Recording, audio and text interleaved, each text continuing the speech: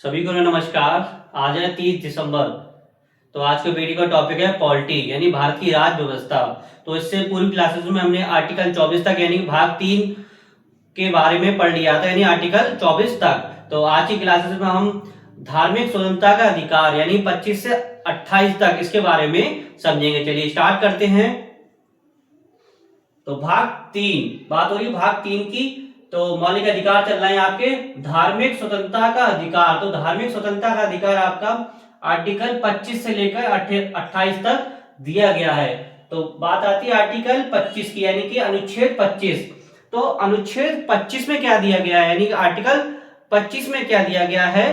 तो आर्टिकल 25 में दिया गया है किसी भी धर्म को अबाध रूप से मानने या ना मानने की स्वतंत्रता तथा आचरण पर प्रचार करने की स्वतंत्रता, यानी कि किसी भी धर्म को आपको मानने ना मानने की पूर्ण स्वतंत्रता है। किसमें दिया गया? आर्टिकल 25 में। किसमें? आर्टिकल 25 में।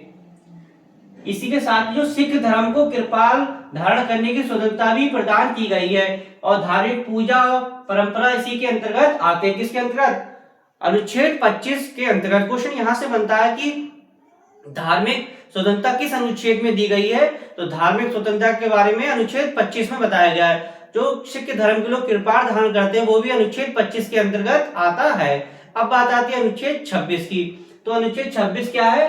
तो अनुच्छेद 26 आपका है धार्मिक कार्यों के प्रबंध की स्वतंत्रता, यानी कि धार्मिक कार्यों के प्रबंध की स्वतंत्रता, यानी कि अनुच्छेद 26 वर्णन करता है धार्मिक कार्यों के प्रबंध की स्वतंत्रता, यानी कि आप धार्मिक कार्य किस प्रकार से करेंगे उसकी आपके प्रबंध की स्वतंत्रता किसमें दी गई? अनुच्छेद 26 में। तो अनुच्छेद 26 में क्या दिया गया है? प्रत्येक नागरिक को अपने धार्मिक कार्यों की प्रबंध की स्वतंत्रता प्रदान की गई है, किंतु यदि कोई संस्था संसद के किसी अधिनियम द्वारा स्थापित है तो उसे धार्मिक कार्यों के प्रबंध की स्वतंत्रता नहीं दी जाएगी। यानी कि अनुच्छेद 26 आपका वर्णन करता है कि धार्मिक कार्यों के प्रबंध की स्वतंत्रता, यानी कि आप जो भी धार्मिक कार्य हैं उसको आप बना सकते हैं, उसका प्रबंध कर सकते हैं। किसमें? अनुच्छेद 26 में दिया गया है। अब बात आती है अनुच्छेद 27। तो अनुच्छेद 27 क्या है आपका? अनुच्छेद 27 है आपका किसी भी धर्म की अभिवृद्धि के लिए करों का समुदाय की स्वतंत्रता, यानी कि अब बात हो रही है कर की। किसकी बात हो रही है? कर की। तो अनुच्छेद किसमें आएगा? अनुच्छेद 27 में। तो अनुच्छेद 27 क्या दिया गया है? किसी भी व्यक्ति को धार्मिक कर देने के लिए विवश नहीं किया जाएगा, ना ही राज कर के रूप में एकत्रित धन को किसी भी धर्म उन्नति के पोषण के लिए व्यय करेगा।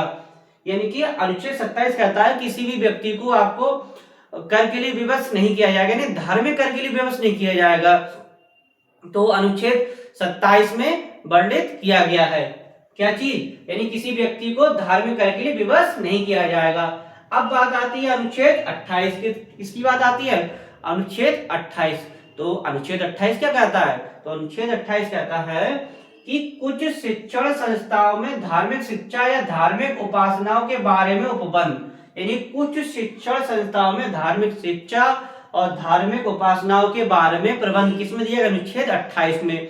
तो अनुच्छेद 28 को हम समझते हैं कि पूर्णतः राजनीति से पोषित शिक्षण संस्थाओं में धार्मिक शिक्षा नहीं दी जाएगी, यानी कि जो पूर्णतः राजनीति से पोषित शिक्षण संस्थाएं हैं उनमें धार्मिक शिक्षा नहीं दी जाएगी। अच्छा, अब बात करते हैं किसी संगठन के अधीन संचालित शिक्षण संस्थाओं में धार्मिक शिक्षा दी जा सकती है, यानी किसी संगठन के अधीन यानी शिक्षण संस्थाओं में धार्मिक शिक्षा दी जा सकती है, जैसे शिशु मंदिर, तो इसी के अंतर्गत आएंगे। अब आता है किसी भी व्यक्ति को राज्य के अधीन संचालित शिक्षण संस्थाओं में धार्मिक शिक्षा के लिए विवश नहीं किया जाएगा, यानी किसी भी व्यक्ति को राज्य के अधीन संचालित, बात हो रही है राज्य के अधीन संचालित किसी भी संस्थाओं में धार्मिक शिक्षा के लिए किसी व्यक्ति को विवश नहीं किया जाएगा, यानी कि उसकी इच्छा पर निर्भर करता है। तो 3 प्रकार की थी, जैसे पूर्ण राजनीति से पोषित शिक्षण संस्थाओं, यानी कि आपके डिग्री कॉलेजेस हो सकते हैं, इसके अंतर्गत ही आते हैं। और किसी संगठन के अधीन संचालित शिक्षण संस्थाओं जैसे शिशु मंदिर आ गए। किसी भी व्यक्ति को राज्य के अधीन संचालित शिक्षण संस्थाओं में धार्मिक शिक्षा के लिए विवश नहीं किया जाएगा, यानी कि उसकी इच्छा पर निर्भर करता है। तो आज की क्लास में आपने धार्मिक स्वतंत्रता के बारे में पढ़ा। तो धार्मिक स्वतंत्रता का वर्णन अनुच्छेद 25 से 28 तक दिया गया। एक बार हम फिर से शॉर्टली समझते हैं। अनुच्छेद 25 में क्या दिया गया है? तो अनुच्छेद आपका 25 में धार्मिक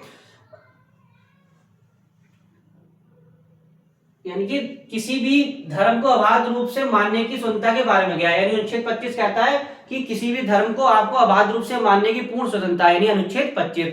अनुच्छेद 26 क्या कहता है? तो अनुच्छेद 26 आपका कहता है कि धार्मिक कार्यों के प्रबंध की स्वतंत्रता, यानी धार्मिक कार्यों के प्रबंध की स्वतंत्रता। अनुच्छेद 27 क्या कहता है? अनुच्छेद 27 कहता है कि किसी भी धर्म को अभिव्यक्ति के लिए करों का समुदाय की स्वतंत्रता। अनुच्छेद 27 कहता है कुछ शिक्षण संस्थाओं में धार्मिक शिक्षा या धार्मिक उपासनाओं के बारे में उपबंध की स्वतंत्रता। यानी कि 25 आपको किसी भी धर्म को मानने की स्वतंत्रता, 26 में कार्यों का वर्णन, 27 में करों का वर्णन और 28 में आपका शिक्षण संस्थाओं में धार्मिक शिक्षा या धार्मिक उपासनाओं के बारे में उपबंध, यानी कि 25 से लेकर 28 तक धार्मिक स्वतंत्रता के बारे में बताया गया है। तो आशा करता हूं वीडियो आपको अच्छा लगा होगा। तो वीडियो को अच्छी तरह से लाइक कीजिएगा, शेयर कीजिए, कमेंट्स कीजिएगा। नेक्स्ट वीडियो नेक्स्ट टॉपिक के साथ मिलेंगे। धन्यवाद।